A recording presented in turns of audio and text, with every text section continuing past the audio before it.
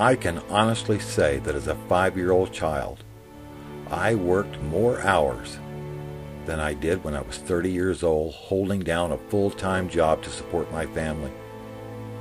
How could this possibly be true? Well, it's true, but that's not the point of this story.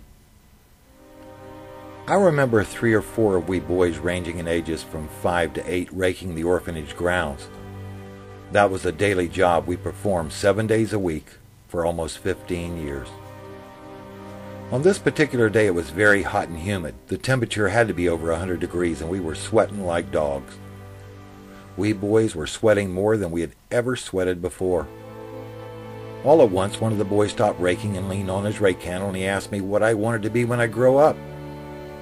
I didn't have any idea what I wanted to be, so I said nothing. One of the other boys said that he wanted to become a fireman and possibly even a soldier and go to war.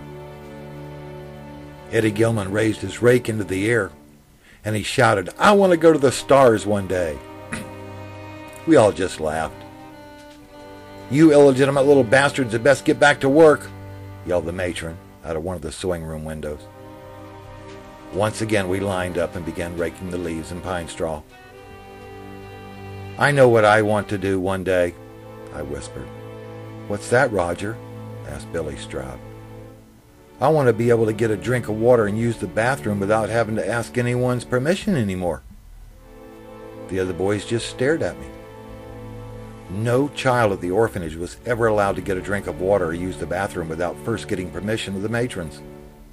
If caught drinking water or using the bathroom without permission, meant you were going to get a severe beating on the legs with a green bamboo cane pole, or a beating with a dreaded sandpaper bolo paddle on the back, neck, and face. "Miss Ma'am!" I yelled out at the matron. There was no answer, so I continued to rake. After about 5 minutes, I had to use the bathroom so badly that my stomach began to hurt, so I began to stand there and shake my leg back and forth. "Miss Ma'am!" I screamed again. "What?" she screamed back at me. "I have to use the bathroom real bad, Miss Ma'am. Really, I do." I knew that if she did not allow me to go to the bathroom, that I would wet my pants again, causing me to receive another beating and maybe even a day or two in the orphanage closet without food or water. We still had another 4 or 5 acres to rake before supper time even came. "Okay, you can go to the bathroom one at a time, but make it quick." I ran as fast as I could into the large, white 2-story brick building, and up the stairs I flew. Into the bathroom I went, barely making it to the toilet. I felt my eyes roll back into my head when the relief came upon me. When done, I walked over to the doorway to see if the matron had silently followed me up the stairs. Not seeing her, I considered getting a small drink of water from one of the 4 sinks. But I had no way to dry the sink out so the matron wouldn't know that I had done that. Knowing that time was of the essence, I had to make a decision, and I had to make it quick. There was no way that I could take such a dangerous chance. "Did you flush that damn toilet, young man?" screamed the matron. "I'm going to flush it now, Miss Ma'am." When I turned, I looked at the water in the toilet bowl. It looked clean except for the little bit of pee-pee that I'd put in it. I reached over and I pulled the handle. As the water rushed downward, it cleared. I immediately fell to my knees, and with my little cup hands I began to scoop up the water and drink it. "Hurry it up, Kaiser!" yelled the matron. "Yes, ma'am, Miss Ma'am," I responded as I quickly jumped to my feet and began drying my mouth and face on my dirty shirt. When I turned around, I saw the matron standing in the doorway. "Did you get a damn drink of water?" "No, ma'am." "Did you get a drink of water without asking me?" "No, ma'am, Miss Ma'am. You can check the sink and see." Slowly, she walked down the row of sinks, inspecting each and every one. As she returned, she took her finger and ran it around each and every drain to see if there was any moisture.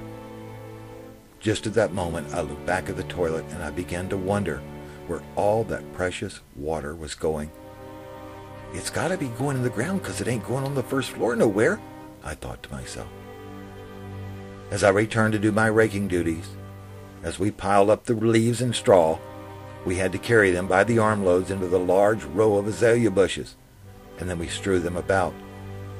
Every time I carried in a load to the bushes, I began to dig a hole with my hands, trying to locate where the water was being stored in the ground. By day's end, my hands were totally raw and bloody from the digging.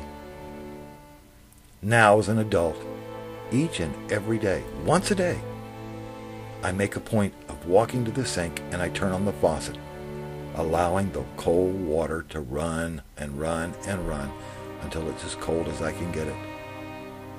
Then I take one small swallow of water and I give thanks to God in heaven for finally allowing me the privilege to have a drink of water without having to ask permission.